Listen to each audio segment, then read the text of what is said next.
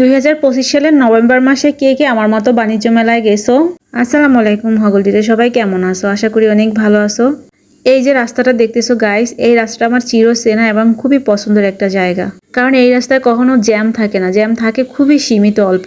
দেখো আমি একটা রিক্সা করে মেলার সামনে গেটে চলে আসছি। লোকেশনটা হচ্ছে ঢাকা আগারগাঁও চিনমৈত্রীর এখানে। আমার মতো কে কে আসো যে রিক্সায় ঘুরতে অনেক পছন্দ করো? সো মামাকে রিক্সা ভাড়াটা দিয়ে আমি এখন গাড়ি থেকে নেমে গেলাম। দেখো আমি মেলার ভিতরে প্রবেশ করছি। মেলা গিয়ে কিন্তু পুলিশও দেখতে পেলাম। এপাশে ওপাশে দুই পাশেই মার্কেটের স্টল বসছে। একটা ভাই আমাকে ডেকে বলতেছে, আপু আগে টিকিট কাটেন। তো এই যে আমি টিকিট কাটতেছি, একজন প্রতি 30 টাকা সম্ভবত। তো আমি একা ছিলাম, যার জন্য আমি 30 টাকা দিয়ে একটা টিকিট নিয়ে নিয়েছি।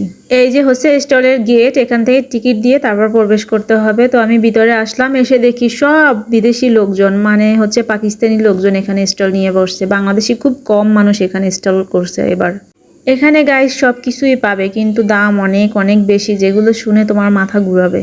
আমি অবশ্য কিছু কেনার জন্য যাই নাই, আমি যেটা কেনার জন্য গেছিলাম সেটা হচ্ছে এইটা রুটি মেকার। রুটি মেকারটা কিনতে গেছিলাম, কিন্তু এটার দাম শুনেও আমার মাথা ঘুরিয়ে গেছে।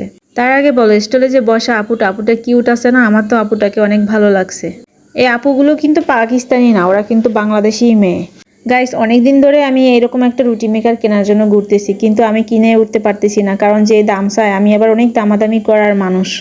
তো এই আপুটাকে বলছিলাম, আপু একটা রুটি বানাইয়া দেখান যে সত্যি আসলে কাজ হয় কিনা। আমার কারণ হচ্ছে অনলাইনের প্রতি আমার বিশ্বাস উঠে গেছে, অনেক ঠকছি অনলাইনে কেনাকাটা করে, সেজন্য সামনাসামনিও তেমন একটা বিশ্বাস হচ্ছিল না। যাই হোক, আপুটা রুটি বানাইছে, বানানোর পর রুটিটা দেখে তো আমি অবাক। সাথে আমার সাথে আপনারাও দেখে নিন কেমন হয়েছে রুটিটা।